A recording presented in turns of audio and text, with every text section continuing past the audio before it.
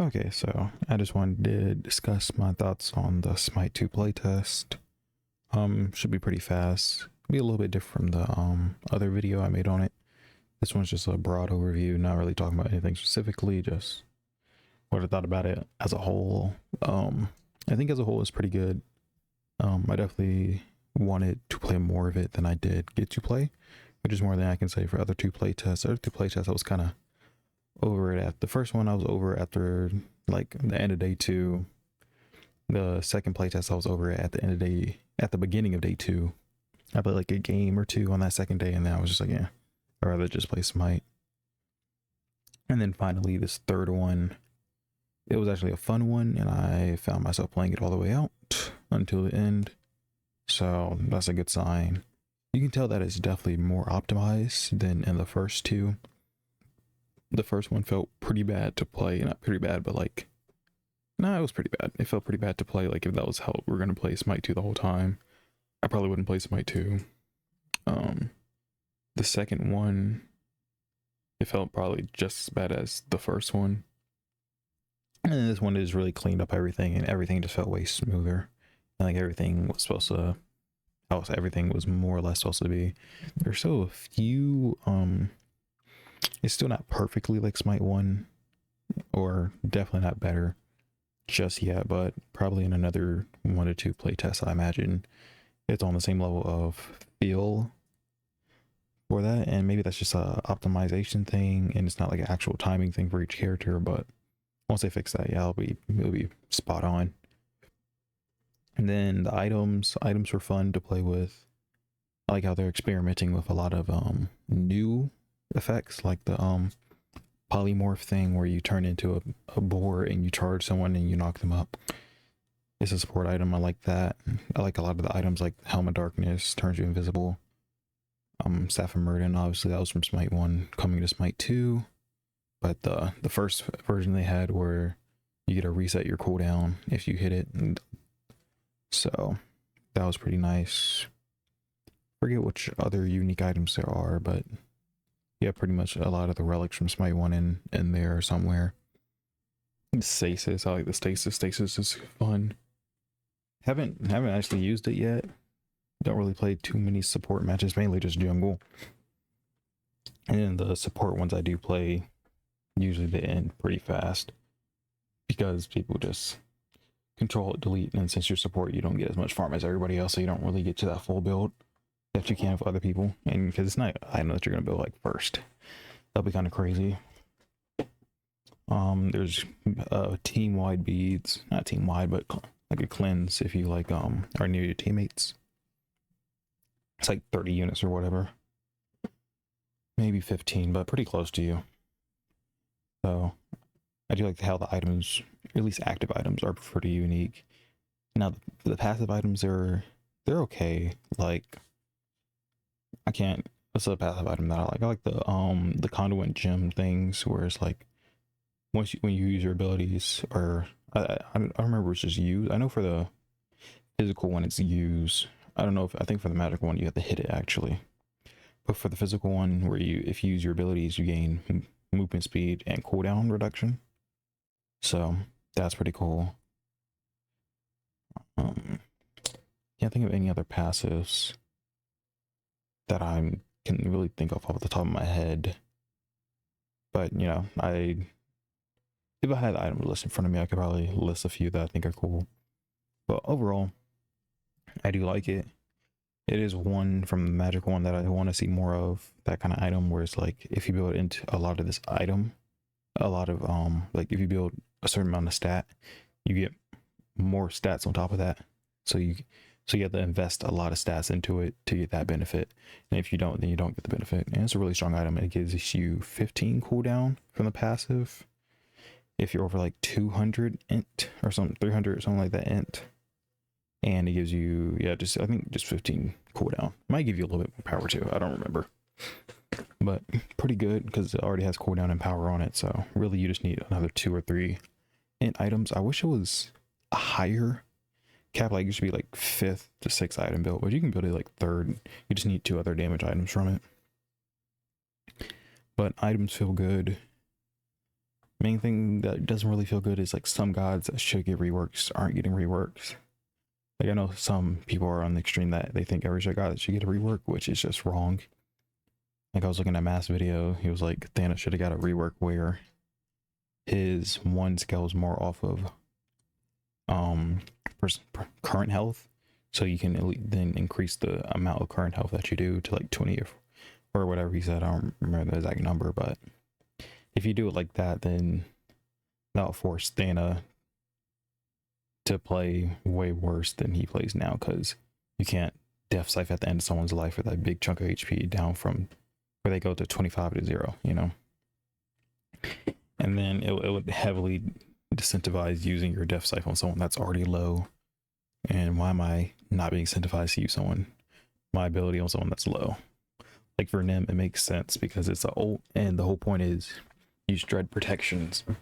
You increase protections, you make them significantly easier to kill. So you would want to use it at the beginning of their HP, but no one uses Nim ult for damage. Use it for the damage that it will provide for your next abilities that you use, because they have reduced pen percent or reduced protections. The next is like gods that probably need rework are Odin. Just like improve his 3 and 1. His 3 and 1 are pretty boring. I think there's something more you could do with a Raven than just Raven Shield. Kind of lame. Or Raven Shout, I guess is what it's called. CERN's kind of boring. Loki is fine, but a little bit boring. I think you can make his blind into like an actual blind, to where you can't see anything. That'll be more interesting, but don't just make it a big circle where they stay in it. Make them like have to do something like hit the enemy 3 times or something like that. Like make him play off his invis more. Like honestly, you could change his whole kit to where he gets like multiple invids in like a single fight. Like he get up to like 4 invids comfortably, like each fight. Like his invis is on a low cooldown timer, but you have to actually like go in and hit somebody, and you play around like being a pest and going in, going out, going in, going out. I think that would be a cool play style for him to take on, since he is like a trickster god. Right now he doesn't really play like a trickster god. His 2 isn't really tricky, 3 isn't tricky, ult isn't tricky. It's just a teleport behind you. So I think giving his 1 like a more in and out kind of feel would make him way more tricky, and you know, like more like a jester, and kind of like how he is in the Marvel universe, where he's like he actually plays tricks on you. And then another guy that probably needs a rework is, I think Ymir's fine. Like sometimes you just do need like basic gods.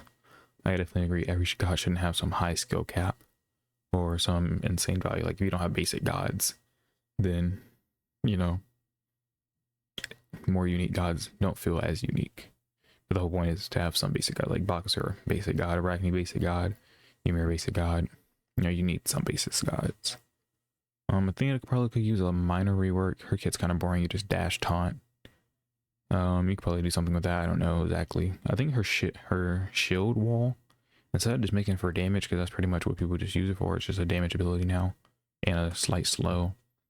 Instead, make it actually like reflect anything that is hit off of it back to the enemy. I think that'll be pretty cool to do. Or it could be like a full counter ability where it's like Genji deflect. If you play Overwatch 1, it reflects any projectile damage back to the user or wherever you're facing. That'll be a pretty cool ability to have, and the rest of our kit will still feel fine. You still have that Athena identity of dash taunt.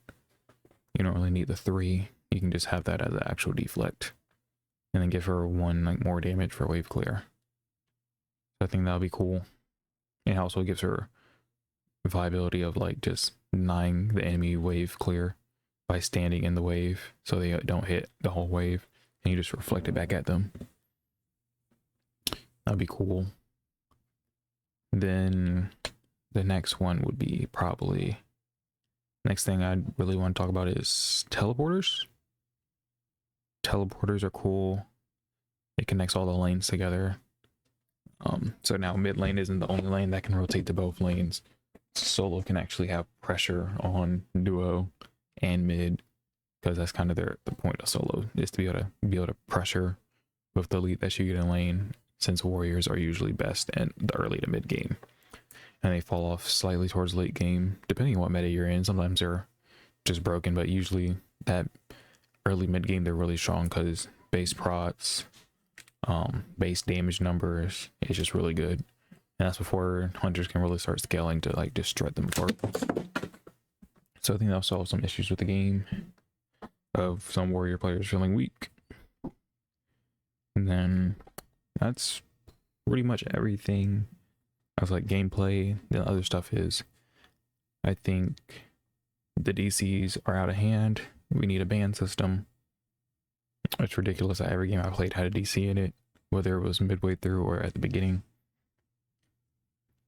And if it, I'm pretty sure every game had a DC, but if it didn't, it got early surrendered, like I feel like at 10 minutes they were surrendering. But besides that, the games were fun, pretty cool. Some characters are overtuned, like Thana is overtuned because they added 10% for 15% increased damage whenever he uses his 2, which was a little insane to do that. I feel like you need to nerf the base numbers if you're gonna do that, so that way like you make Thana more skillful and he has to be useful within those 5 seconds he gets of his 2, and then you can give him even more increased damage during his 2 just to make it even more worth it. So pretty much you say, okay, when you're not using your 2, you're a weaker character, but when you are using your 2, you're a way stronger character. And it just depends on how good you are at managing that time frame that you have. Wards probably should get a little redesign. It's a little weird on how they work. You have a minute of your ward being able to be used, and then 2 minutes of, or 1 minute of downtime, but it has a 2-minute cooldown, which is weird because then you have a whole minute where you can't even place a ward at all. So I think either give people 2 wards that last a minute, or give people 1 ward that lasts 2 minutes, so you always have uptime on it. And I think that'll fix the problems with wards, because it's just an insanely amount of reduced vision. Like you go from Smite 1 where everyone's lit up like a Christmas tree, because you have 10 wards on the map for 3 minutes. You could literally have 10 wards on the map for 3 minutes and 100% uptime as long as you buy wards. Like, it's ridiculous. Really, you could have technically 15 if you use proximity wards / Raven wards, because they don't actually count for a real ward slot like sentries or normal wards. So yeah, probably spice that up, revert it back. No, probably don't revert it back, because I think wards were definitely too strong. It has made it to where you're unable to gank somebody that's on the edge lanes. But now I think I like the everyone gets 1 ward better and everyone gets 2 wards, because it's way easier to play around 1 ward than 2 wards. Or 2 wards you have to like actively counter ward, even if it has like a shorter cooldown. Yeah, you like, if you know the enemy's cooldown times of their wards, which you're probably not though, unless you have counter wards or you see them ward, so you can just come back a minute later. But even then they could just put up another one in that same spot, so I guess you just go in a different spot. But yeah, that I feel like is it.